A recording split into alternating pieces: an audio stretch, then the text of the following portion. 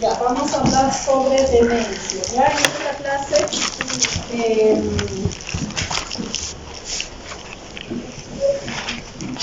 vamos a tratar sobre demencia, que es un problema de salud pública actualmente, ¿no? Cuando nosotros hablamos de demencia, ¿a qué nos estaremos refiriendo? ¿Qué signos y síntomas implica la demencia? Pérdida de la memoria. Pérdida de la memoria, ¿no? Cuando uno habla de demencia, lo primero que puede interpretar es problemas de memoria. ¿Ya?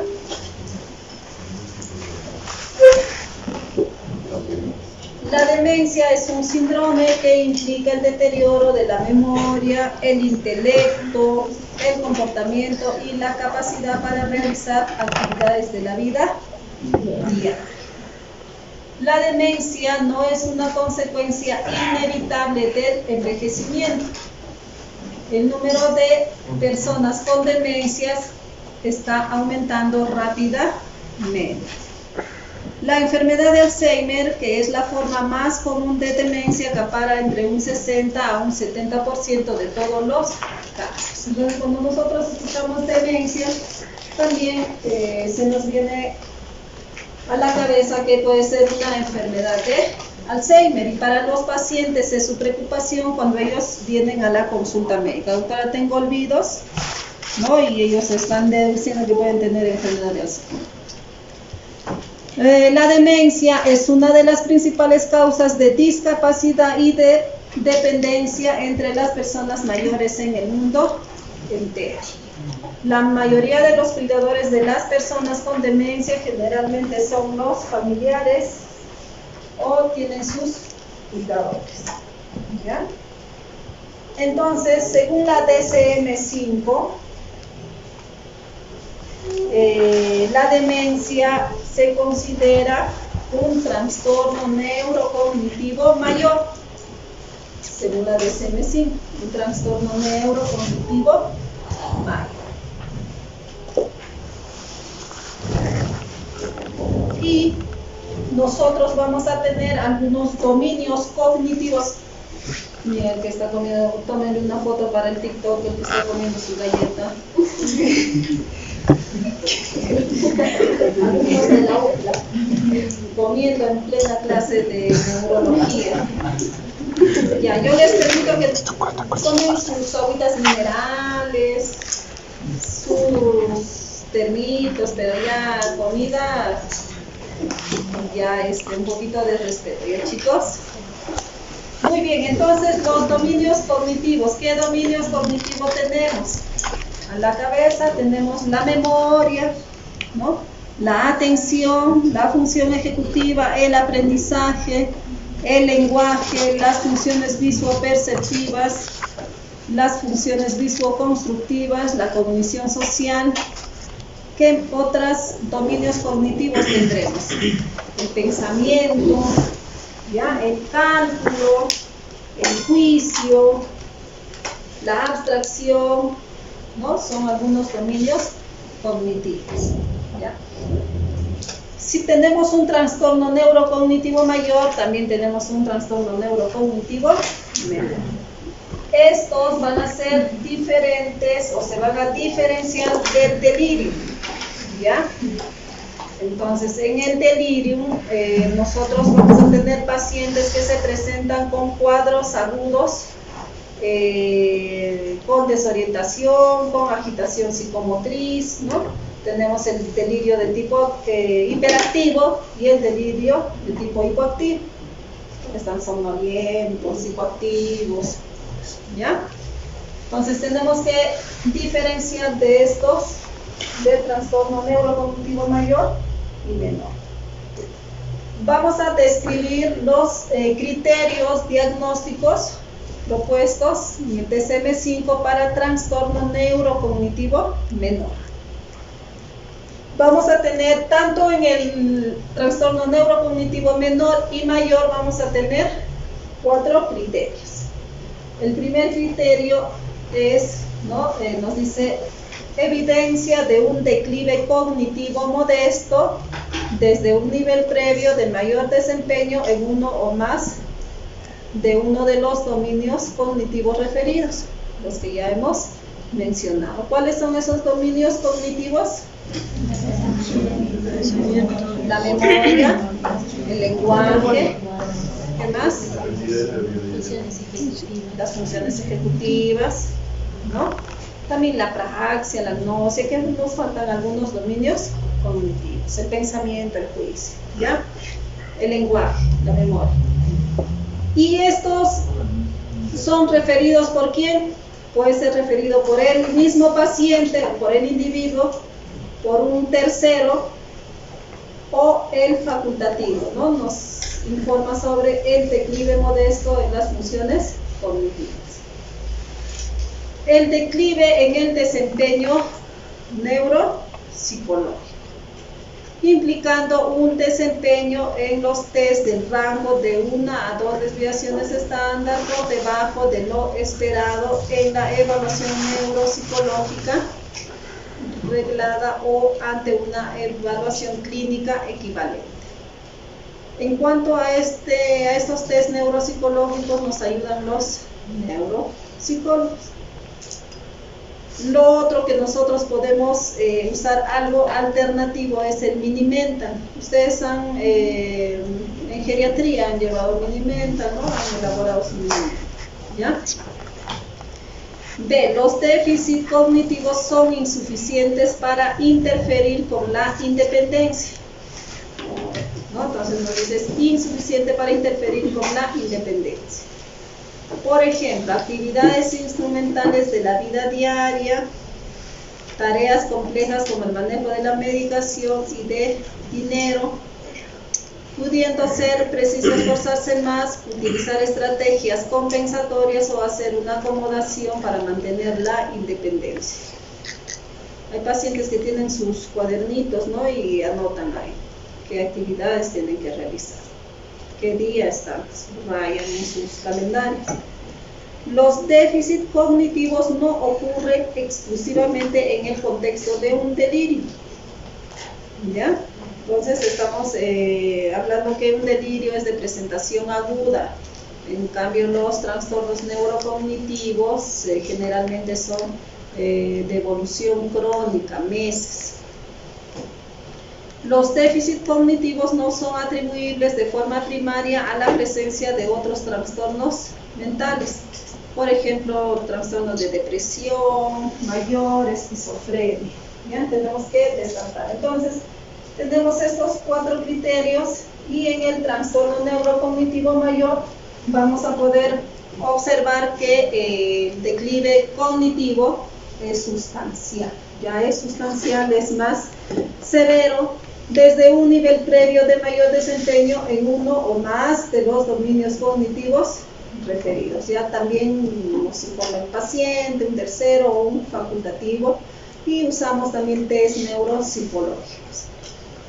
De igual manera, este trastorno neurocognitivo mayor, ¿no? Va a producir algunos déficits, pero esto sí ya va a interferir en la independencia del paciente o en la interferencia de el individuo, ¿no? Requieren asistencia para las actividades instrumentales de la vida diaria, para las tareas complejas como manejo de medicación o dinero. Los déficits cognitivos no ocurren exclusivamente en el contexto de un delirio y los déficits cognitivos no son atribuibles de forma primaria a la presencia de trastornos mentales. Entonces, de estas 2 tablitas, ¿no? Nosotros podemos finalmente hacer nuestra conclusión que la demencia es un trastorno neurocognitivo mayor. Es un trastorno neurocognitivo mayor, ¿no? Que la demencia es una enfermedad crónica, progresiva, ¿no?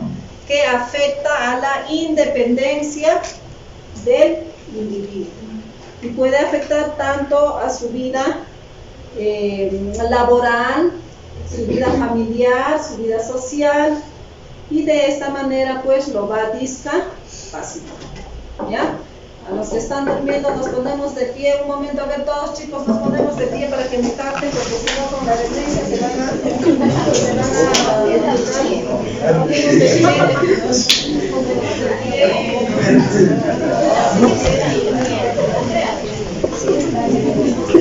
Momentos importantes de la DSM-5. Chicos, escuchen. Neurocognitivo mayor, progresivo y crónico, que no se debe confundir con el delirio, que es una patología aguda, que afecta a las capacidades más avanzadas como pueden ser el uso del dinero o los pensamientos. Ya, entonces según los criterios que ya hemos definido, ¿no? La demencia va a afectar a uno o más de los dominios cognitivos. ¿Cuáles son esos dominios cognitivos? La memoria, dime. El intelecto, el comportamiento y las actividades de la vida diaria. El intelecto, la memoria, actividades de la vida diaria. Ya, pero eso, la alteración de los dominios cognitivos va a afectar las actividades de la vida diaria. Los dominios cognitivos son el lenguaje, la memoria, el juicio, el aprendizaje, la atención, el cálculo, el pensamiento, la abstracción, la praxia, la gnosia, son los dominios cognitivos. Un paciente con demencia se puede afectar, nos dice, uno o más de estos dominios cognitivos. Entonces, la demencia ya, ¿no? Cuando un paciente está con demencia, según nuestro criterio, nos dice que va a interferir en la independencia del paciente, ¿no? Va a afectar el aspecto laboral, familiar, social. Según la DSM-5, esta es los criterios diagnósticos para nosotros poder hacer el diagnóstico de demencia, ¿ya? Anteriormente nosotros teníamos los criterios diagnósticos, ¿no? Según la DSM-4. Entonces, es práctico, pero como ustedes saben, cada vez hay revisiones, actualizaciones, ¿no? Entonces, en este criterio de la DSM-4, y también que podemos aplicarlo y correlacionar con nuestros actuales criterios diagnósticos. Entonces, nos dice que hay un desarrollo de un déficit cognitivo múltiple. ¿Qué nos decían nuestros criterios de trastorno neurocognitivo? Nos decía que hay una afección de uno o más, ¿no? Dominios cognitivos. Acá nos dice ya en forma general desarrollo de un déficit cognitivo múltiple, caracterizado por, nos decía, 1 y 2. Caracterizado por el deterioro de la memoria, incapacidad de aprender nueva información o de recordarla previamente aprendida. Ese será un criterio, deterioro de la memoria. Asociado a uno o más de los siguientes trastornos cognitivos, ¿no? O sea, iba a haber afección de la memoria y además podía haber afección de uno o más de estos dominios, por ejemplo, la afasia, la praxia, la gnosia, alteración de las funciones superiores del pensamiento, la abstracción, el cálculo, el juicio. Entonces ahí ya tenemos que hay déficit cognitivo múltiple, ¿no? Estamos viendo múltiple. Los síntomas anteriores provocan un deterioro significativo en la relación social. Eso lo podemos contrastar con nuestros criterios de los trastornos neurocognitivos mayor y menor, en la cual nos dice, en el mayor nos dice que interfiere con la independencia del paciente, ¿no? Entonces podemos correlacionarlo con este criterio B, en la cual nos dice que provoca un deterioro significativo en la relación social, laboral, ¿no? y representa un cambio importante respecto del nivel funcional previo, ¿no? O sea, hay afección en la independencia, en las actividades de la vida diaria, en las actividades instrumentales de la vida. Y el criterio C nos dice, el deterioro no se explica exclusivamente por un cuadro confusional. ¿Y qué agregan en la DSM-5? Agregan que debemos de descartar lo que es el problema psiquiátrico, que los déficits cognitivos no son atribuibles de forma primaria a la presencia de otros trastornos mentales. ¿Ya? Entonces, cuando hablamos de demencia, ¿no? Afecta dominios cognitivos. ¿Qué dominio cognitivo principalmente se afecta?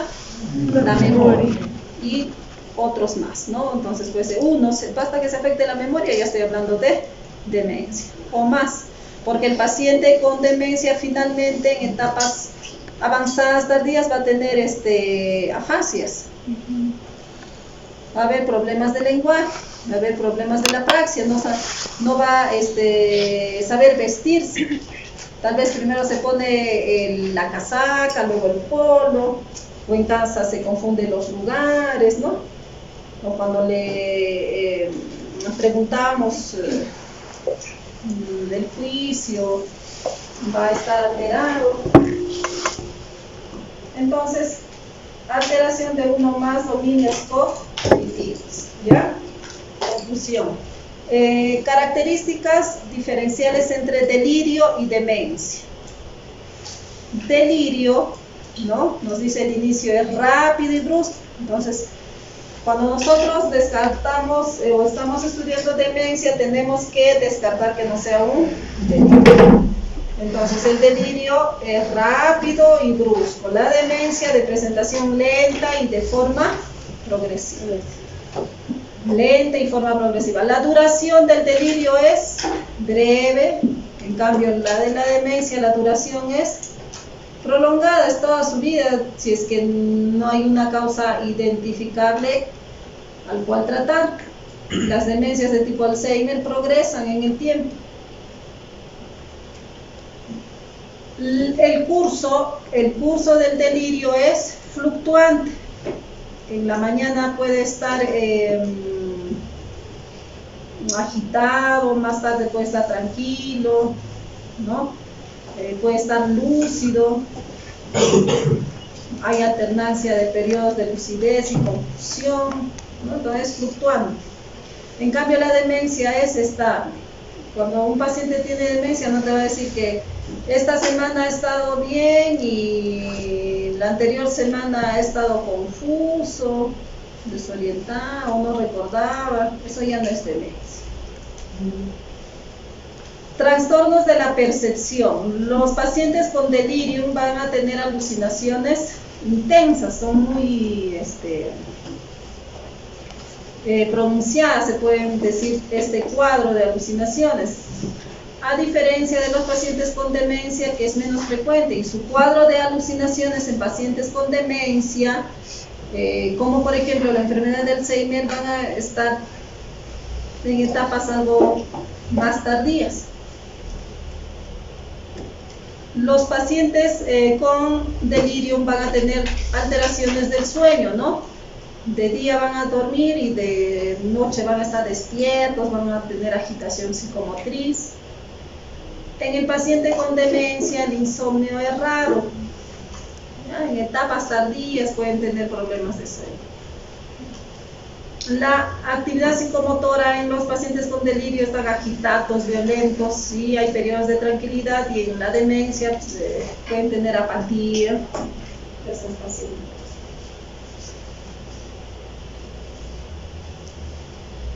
Según la DSM-5 también tenemos un subtipo de trastornos neurocognitivos, ¿ya?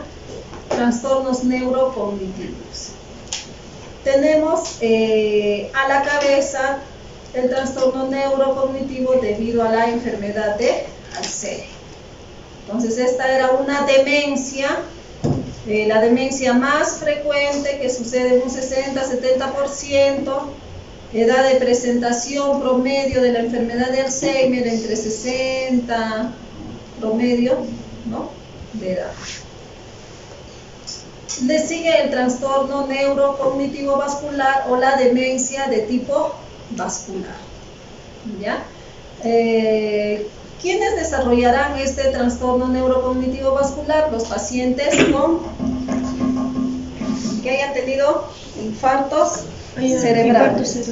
Los pacientes que hayan tenido hemorragias cerebrales a repetición, los pacientes con infartos cerebrales a repetición dejan secuelas y estos pacientes desarrollan demencia de tipo vascular. Trastorno neurocognitivo frontotemporal. ¿Ya? Entonces, estos pacientes desarrollan un tipo de demencia a edades tempranas, 50, 55 años promedio, y está caracterizado, ¿no?, por problemas, uno de lenguaje, problemas de las emociones, como la afección es frontotemporal, ¿no?, la región frontal del paciente puede ser agresivo, apático, deprimido,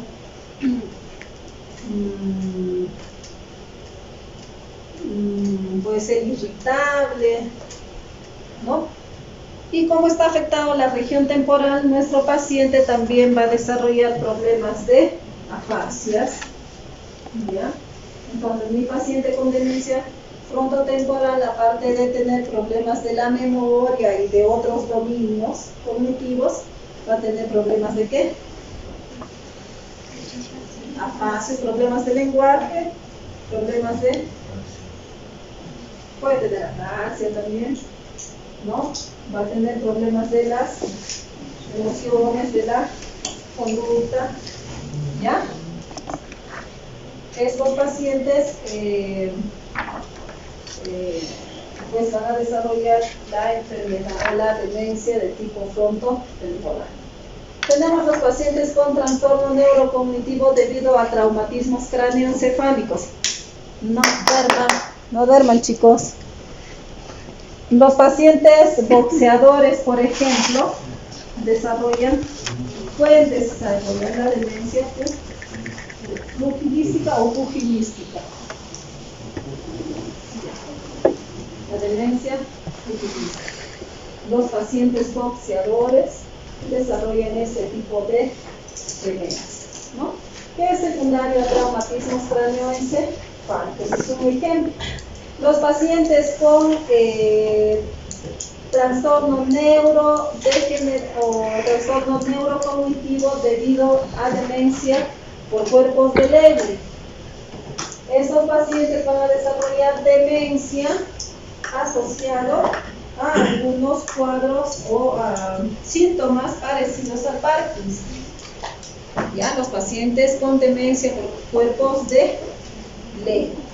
Entonces, desarrollan signos parecidos al Parkinson. Por ejemplo, ¿cuáles serán esos signos que desarrollan los pacientes con enfermedad de Parkinson? Rigidez, temblor, inestabilidad, bradicinesia, temblor, inestabilidad, ¿no?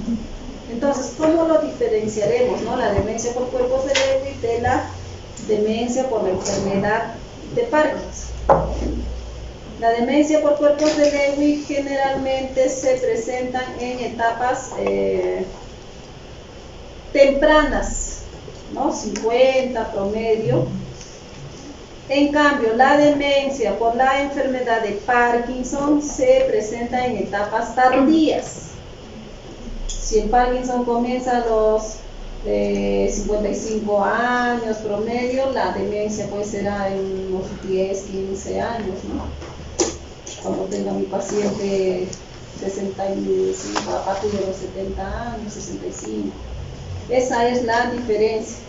La demencia por cuerpos de Lewy se presenta en etapas tempranas, edades tempranas, ¿ya? También estos pacientes con demencia por cuerpos de Lewy pueden tener a veces cuadros de alucinaciones visuales. La demencia o el trastorno neurocognitivo debido al virus de la inmunodeficiencia humana.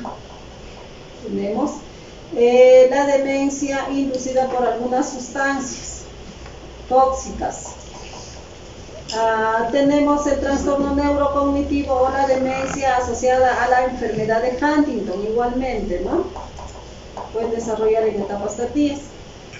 Trastornos neurocognitivos debido a enfermedad priónica. Tenemos la enfermedad priónica nos da una demencia rápidamente progresiva. En el tiempo, ¿no? Y sucede en pacientes también jóvenes. Una de ellas es la enfermedad de Creuset-Jakob, ¿ya?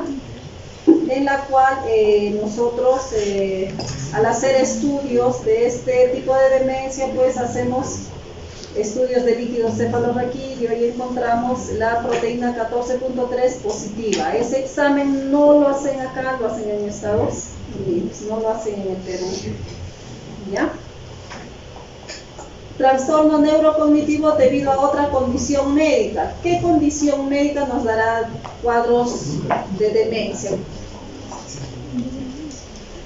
Una condición médica, es decir, una patología, una enfermedad.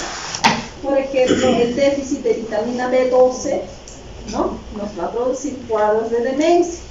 Entonces, muy importante. Déficit de ácido fólico. Problemas de hipotiroidismo pueden producir cuadros de demencia. Y otros trastornos neurocognitivos no clasificados en otro lugar. Ya, entonces, esta tablita en realidad les va a ayudar bastante para clasificar los tipos de demencia, ¿no? Y algunas características principales.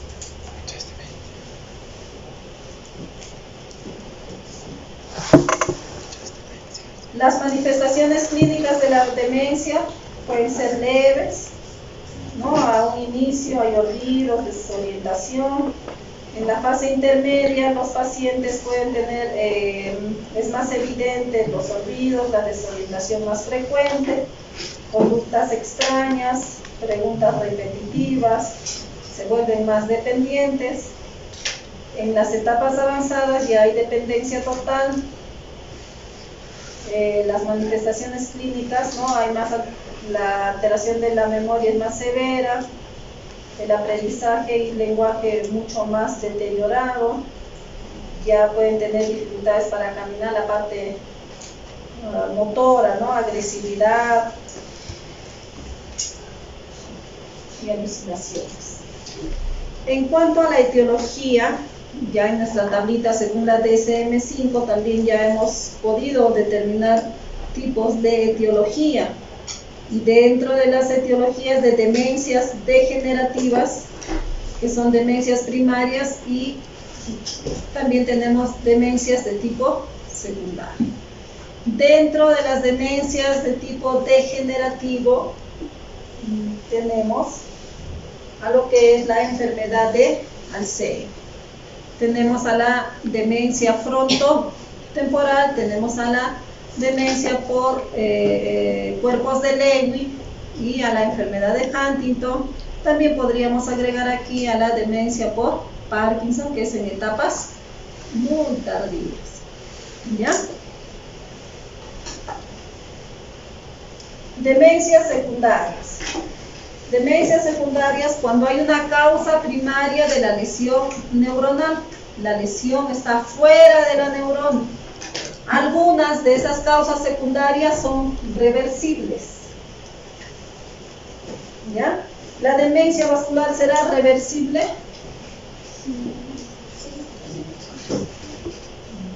Sí. ¿Por qué? Porque si llevamos un tratamiento. Reversible si ya se ha producido demencia en un paciente con antecedentes de múltiples infartos, probablemente no podamos revertir, pero sí podemos mejorar, uno, con terapias, y dos, evitando que suceda un nuevo infarto, una nueva hemorragia. con su tratamiento para evitar que suceda un nuevo SB. Problemas endocrino-metabólicos, estamos hablando que el hipotiroidismo puede producir demencia y hay casos de pacientes que se hospitalizan por cuadros de demencia, les hacemos estudios de hormonas tiroideas y sale un hipotiroidismo severo. ¿Ya? Y tenemos que corregir este trastorno endocrino lógico y los pacientes mejoran. Enfermedades desmielinizantes como la esclerosis múltiple, ¿ya? Aquí nos está hablando de demencia secundaria, secundaria a alta. Hay pacientes que tienen demencia y cuando nosotros les hacemos estudios, hallamos que tiene un tumor y el tumor lo ha tenido de mucho tiempo. Causas infecciosas como el SIDA, la meningitis, encefalitis, neurolúes, abscesos cerebrales pueden, ¿no?, generar algunos signos y síntomas compatibles con una demencia de tipo secundario. Carenciales, el déficit de vitamina B12, ácido fólico, ¿no? Si corregimos este déficit podemos mejorar este tipo de demencia. Causas autoinmunes, causas tóxicas, metales pesados, traumatismos y por radioterapia, pacientes que reciben radioterapia, algunos desarrollan cuadros de demencia. Demencias mixtas tenemos que tienen varias causas, un ejemplo, la enfermedad de Alzheimer también se puede combinar con la demencia de tipo vascular. Un paciente con Alzheimer puede tener la casualidad de tener múltiples infartos cerebrales. El diagnóstico lo hacemos generalmente a través, ¿no?, de la historia clínica, una buena historia clínica, ¿no?, una buena anamnesis en la cual el paciente se queja de falta de memoria, hay anosognosia, queja de algún familiar cercano y bueno, los pacientes vienen a la consulta, ¿no?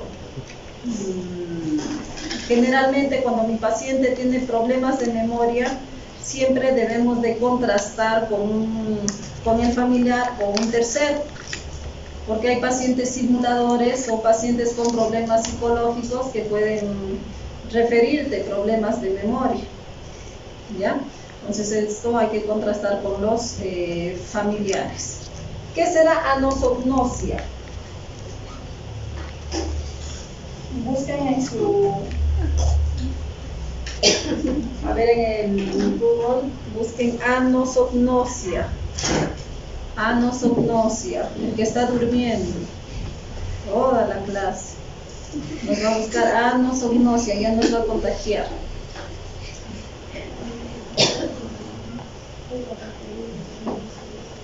Ya, a ti te estamos hablando, a ver, busca anosognosia. Préstate de tu compañero ya, para que despierte. Se está durmiendo rico toda la clase, ¿no? Se está acomodando, se estiró las patas, su almohada. Anosognosia. ¿Qué será anosognosia, chicos? Incapacidad de introspección para percibir, conocer enfermedades del mismo. Incapacidad de percibir que tiene el trastorno, ¿no? El problema ¿ya? Entonces, siempre para nuestro diagnóstico, la clínica, ¿no? Problemas de la memoria y los otros dominios que pueden ser informados por su paciente o su familiar o un tercero. Y generalmente hay que pedir la colaboración del tercero, del familiar, porque él es el que nos va a decir, ¿sabes qué, doctora? He notado que mi mamá, en vez de irse a la cocina, se va al baño, en vez de preparar la comida de una manera, la está preparando diferente, ya se le ha quemado las ollas. Entonces, su familiar nos va a referir. La clínica, ya nos han dicho los síntomas, ahora le hacemos el examen físico. En el examen físico, ¿qué vamos a evaluar? Las funciones cerebrales superiores, desde la entrevista, desde que ingresa un paciente, le saludamos, le preguntamos cómo está, le preguntamos su nombre, qué fecha estamos, ¿no? Le preguntamos qué ha desayunado, ¿no? Entonces vamos a evaluar. Pero nosotros tenemos un test que es el Mini Mental, que es un test que nos ha tenido varios estudios, unas revisiones sistemáticas, en la cual nos dice que tiene una sensibilidad de un 80% y una especificidad del 90%, o sea, nos ayuda bastante el Mini Mental. Aplicar en todo paciente que tiene problemas de la memoria, apliquemos el Mini Mental para poder hallar si hay un deterioro cognitivo. Y aquí tenemos el Mini Mental. Ustedes para la siguiente me van a traer su Mini Mental desarrollado a su abuelo o a un paciente mayor, ¿ya? Sus papás eran jóvenes, no creo que sean mayores. O si no, hacen el Mini Mental a cada uno de ustedes. Lo traen anotado. Puede salir como así. Ya, entonces este Mini Mental tiene una puntuación de 30, ¿no? Que es mayor o igual a 30 normal. Va a evaluar la orientación, la fijación, la concentración, el cálculo, la memoria, el lenguaje, la construcción. En la orientación, ¿no? Le preguntamos el día, la fecha, el mes, ¿ya? La estación, el año. El lugar, le preguntamos dónde está, ¿no? En qué ciudad queda, provincia, nación. La fijación, le vamos a pedir que repita 3 palabras, las cuales también les voy a pedir a ustedes que repitan. Repiten, chicos: mesa, perro, ropero. Ya, mesa, perro, ropero.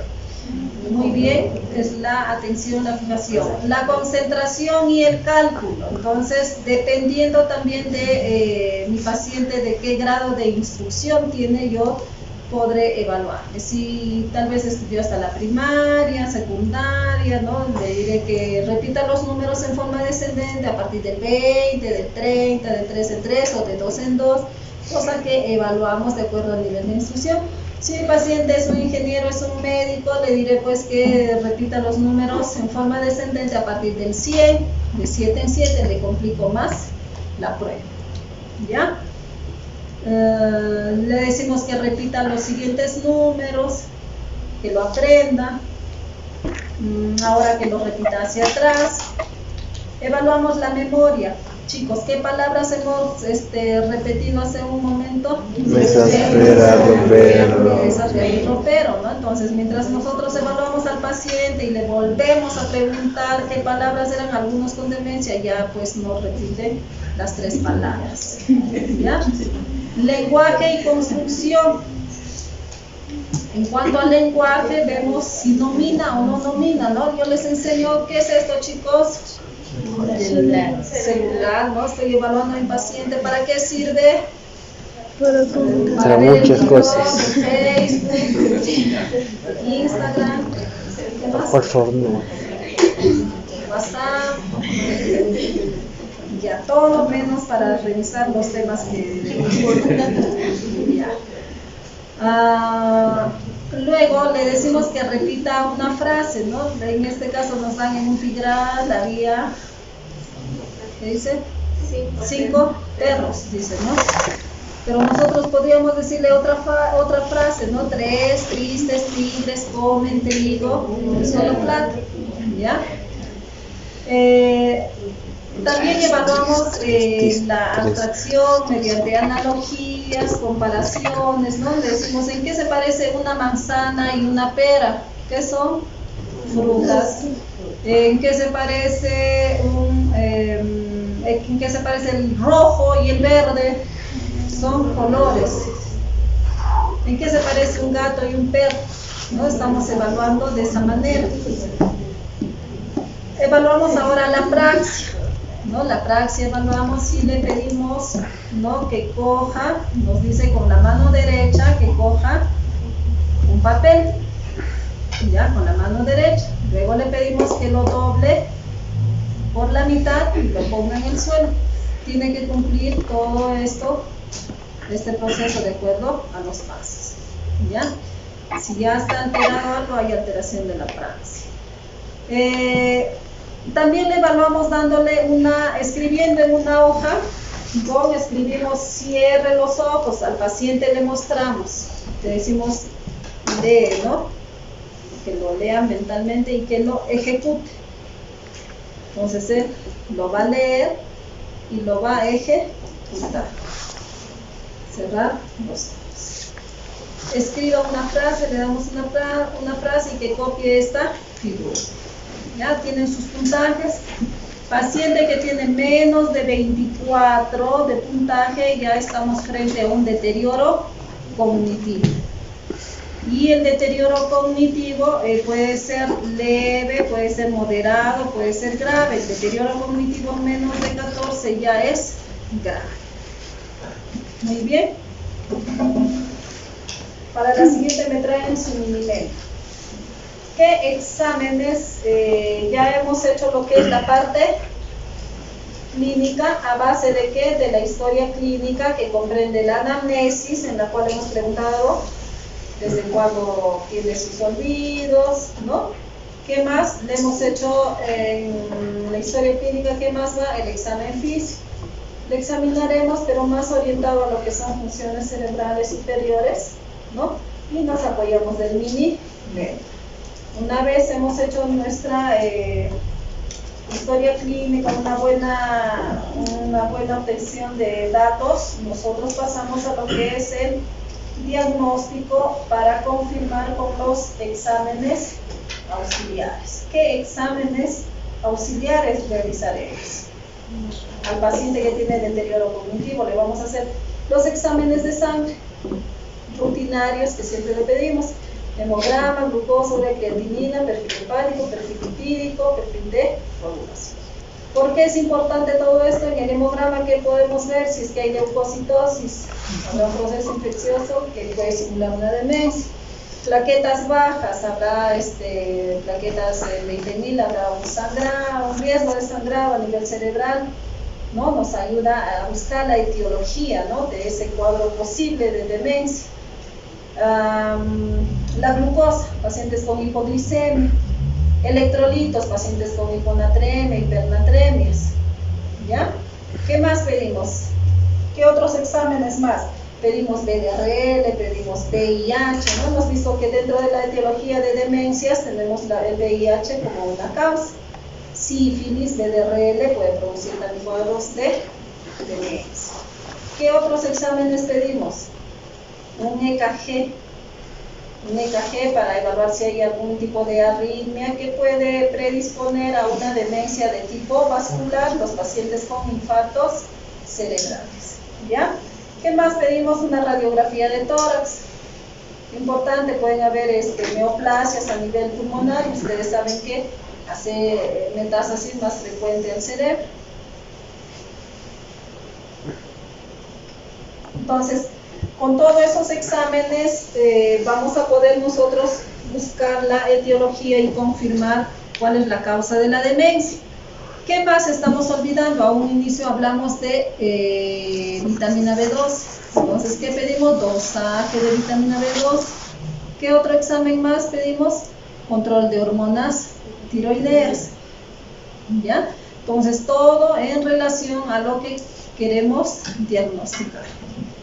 Si nosotros tenemos duda de que mi paciente tiene o no un tipo de deterioro cognitivo, nosotros podemos reevaluarlo de 3 a 6 meses. ¿Ya?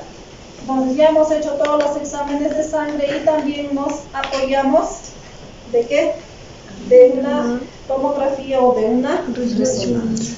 Más específica es la resonancia magnética. Ya también dentro de demencia podemos usar la tomografía por emisión de positrones. Y en esta tablita vamos a resumir todo lo que hemos hablado en cuanto a los exámenes auxiliares que debemos de realizar a nuestro paciente. ¿Ya? Esto sí considérenlo, un hemograma con BCG, bioquímica, la glicemia, creatinina, calcio, fósforo, electrolitos, colesterol, pruebas de función hepática, pacientes cirróticos, ¿no? De larga data también pueden presentar signos y síntomas en relación a una demencia. Perfil tiroideo, valores séricos de vitamina B12, ácido fólico, serología luética, ¿no? Para sífilis, evaluar sífilis, serología para VIH, previa información, siempre se pide el consentimiento informado. Examen de orina, ¿no? Al ingreso, porque puede tener una infección urinaria, electrocardiograma, radiografía de tórax, una tomografía o resonancia cerebral, el PET, el SPECT y el electroencefalograma. Ya son muy importantes tener estos estudios presentes, y todo de acuerdo a lo que queremos nosotros descartar. Entonces, con todo eso nosotros podemos hacer el diagnóstico de demencia. Si todos esos exámenes de sangre, de orina, radiografía, todos nos salen negativos y solo tenemos que mi paciente tiene un cuadro donde hay alteración de la memoria, de otros dominios cognitivos, que ha evolucionado en el tiempo, más de 6 meses, de hecho los estudios recomendados todos salieron negativos, ¿qué estaré sospechando? En una enfermedad de Alzheimer, ¿ya? O en demencias primarias o demencias neurodegenerativas, porque todos los exámenes que hemos pedido son para buscar generalmente causas secundarias, ¿ya? Causas secundarias de demencia. Entonces, si no hay ninguna causa secundaria, nosotros estamos frente a una demencia de tipo primario, a una demencia de tipo neurodegenerativo, ¿ya? Y dentro de ellas la más frecuente es la enfermedad de Alzheimer. ¿Qué otra demencia neurodegenerativa tenemos, Francisco? Por cuerpos de Lewy. ¿Qué otra demencia degenerativa o neurodegenerativa? Por Huntington, por Parkinson. ¿Qué otra demencia? Las tres principales. Frontotemporal, ¿no? La demencia de tipo Alzheimer, la demencia frontotemporal, la demencia por cuerpos de Lewy, luego vienen ya las demencias por Parkinson, por Huntington, ¿ya? Y es muy frecuente la demencia de tipo Alzheimer, la cual ustedes tienen que dominar. Entonces tenemos criterios, ¿no? Para hacer el diagnóstico de la enfermedad de Alzheimer según ¿no? Alzheimer probable. ¿Por qué? Porque tenemos el diagnóstico de Alzheimer definitivo, pero se hace con una biopsia. Y la biopsia o el estudio anatomopatológico ya es generalmente post-mortem, ¿ya? El criterio principal nos dice presencia, ¿no? De un trastorno de memoria episódica inicial significativo que incluya las siguientes características. 1. Dice pérdida de la memoria progresiva y gradual durante al menos 6 meses. 6 meses, estamos hablando tiempo. Comunicada por el paciente o un informador fiable. 2. Objetivar mediante test neuropsicológicos la pérdida de la memoria episódica. ¿No? Normalmente consiste en recoger los fallos de reconocimiento que no mejoran o no se normalizan con claves. Test neuropsicológicos, ¿no? Y en este caso podríamos aplicar nuestro test del mini-MER. El defecto de la memoria episódica puede ser aislado o asociarse a otras alteraciones cognitivas. Ahí nos da un criterio. Entonces solo puede afectar la memoria o puede afectar a otros dominios cognitivos. Características adicionales. Nos dice presencia de atrofia en el lóbulo temporal medial. ¿Cómo lo determinamos? Esto mediante el estudio de resonancia magnética y espectroscopía. Esto nos ayudan a realizar los radiólogos, ¿no? El informe. Entonces, ¿qué vemos? Vemos pérdida de volumen del hipocampo, la amígdala, la corteza entorrinal. C. Alteraciones de biomarcadores en el líquido cefalorraquídeo. Hay disminución, ¿no?, de la proteína beta amiloide 42 o aumento de la concentración de la proteína total o tau fosforilada o combinación de ellos. Estos exámenes de los biomarcadores, ¿no?, disminución de la beta amiloide o incremento del tau en líquido cefalorraquídeo no lo hacemos en el Perú todavía. Características adicionales del criterio D. Alteraciones características de neuroimagen funcional con tomografía por emisión de positrones. Entonces tenemos en este PET, ¿no?, en la tomografía por emisión de positrones, hay un hipometabolismo de la glucosa bilateral en las regiones temporales y parietales. Lo principal. Y la E nos dice evidencia de una mutación autosómica dominante en un familiar de primer grado. O sea, es un problema genético. Entonces, si yo tengo un paciente que me dice que su tía, abuela sufría de Alzheimer, su mamá, probablemente ella también pueda sufrir de la enfermedad de Alzheimer, podríamos enviarle a una prueba genética, ¿ya? Dentro de todo nuestro arsenal de exámenes que hemos solicitado de sangre, nuestro estudio de imágenes y nuestro estudio genético, ¿ya?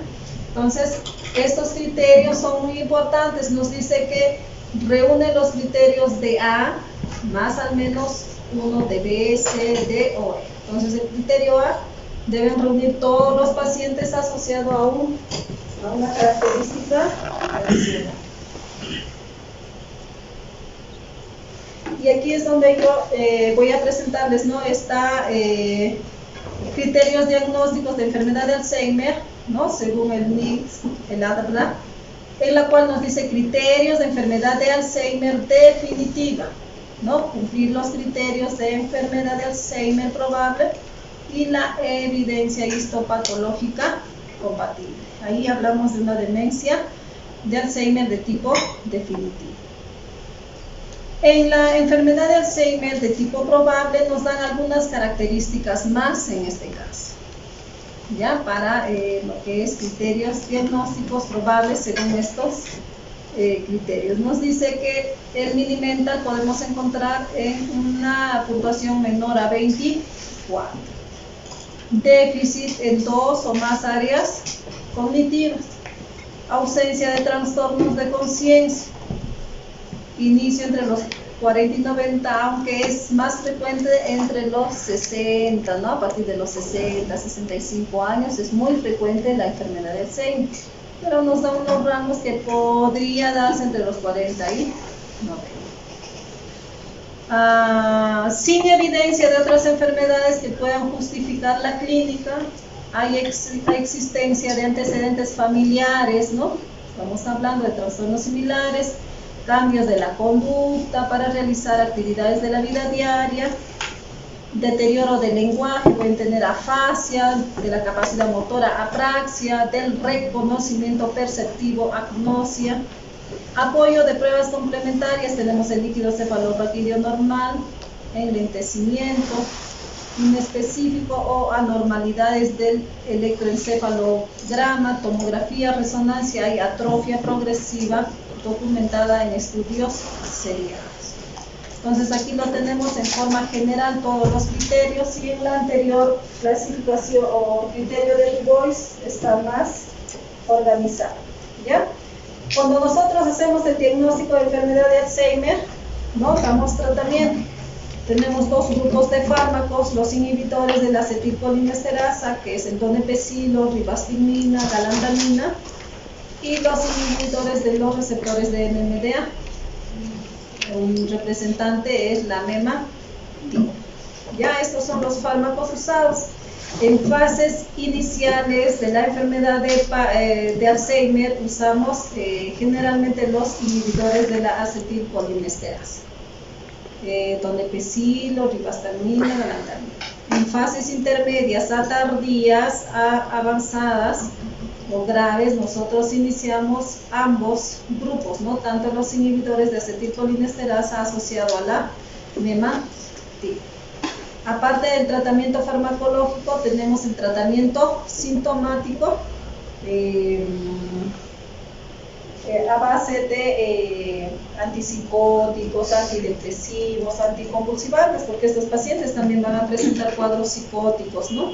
Alucinaciones, pueden tener convulsiones.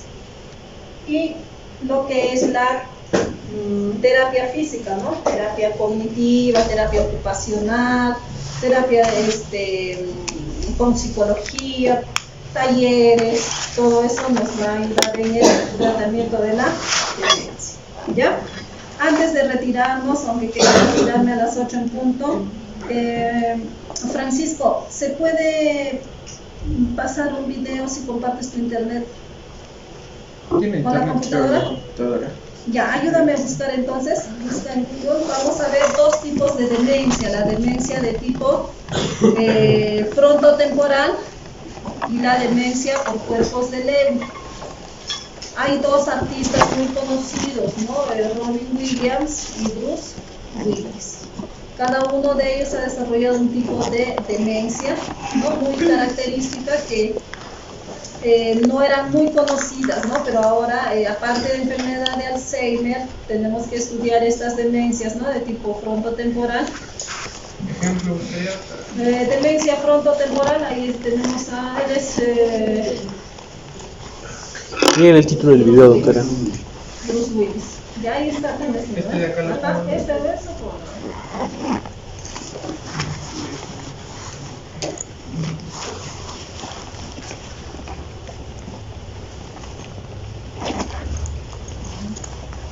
¿Tendrá volumen?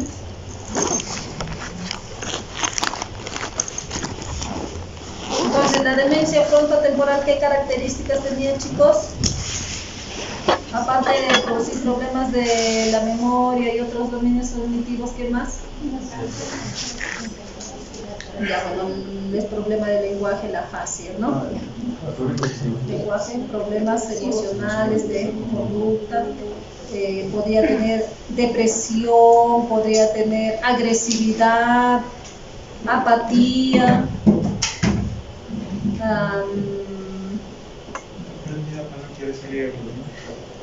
no sale volumen.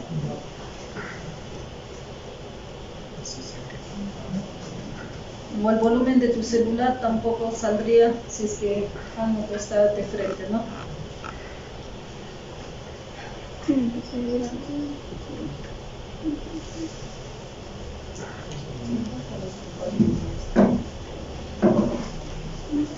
Y la demencia por cuerpos de Lewy.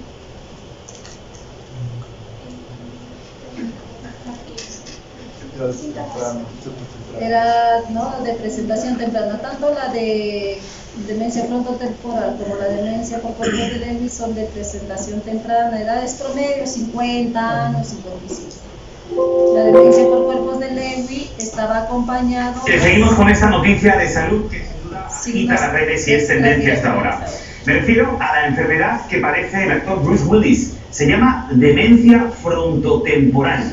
Es un trastorno cerebral que afecta ciertas partes del cerebro y que impacta la personalidad y la conducta del paciente. Recién, el año pasado, como recordarán, el artista ya fue diagnosticado con afasia, una condición que altera el lenguaje. Pero, ¿qué es la demencia frontotemporal? ¿Tiene cura? Se lo vamos a preguntar en vivo al neurólogo Carlos Ramírez. Doctor, gracias por acompañarnos. Cuéntenos, ¿qué es la demencia frontotemporal? Bueno, es una enfermedad rarísima, es una enfermedad devastadora, a la que no hay tratamiento, no hay cura, es 100% mortal a largo plazo. A veces la gente la confunde con Alzheimer al principio. Es una enfermedad que va destruyendo lentamente la parte anterior del cerebro. El Alzheimer es en otra área del cerebro la que se va dañando.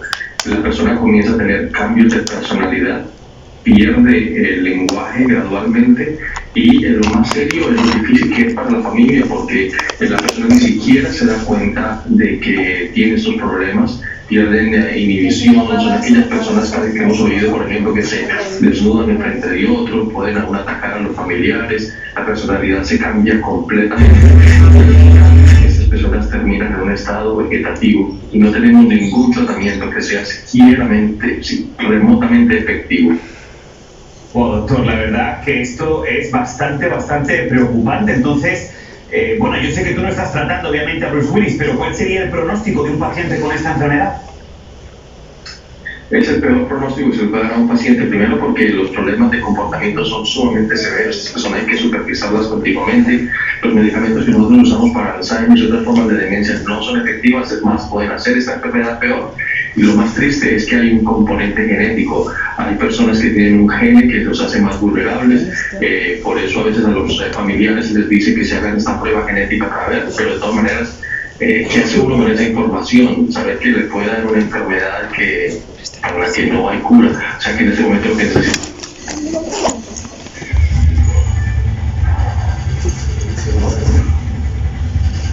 La familia del actor Bruce Willis anunció ayer que la estrella de Hollywood se va a retirar del cine debido a una condición neurológica llamada afasia, que le impide comunicarse con normalidad. ¿De qué se trata esta enfermedad? ¿La puede decir cualquiera de nosotros? Preguntamos a la doctora Evelyn Benavides, neuróloga de Clínica Ávila. ¿Cómo está, doctora? Buenos días. Entrevista a la esposa. Hola, buenos días.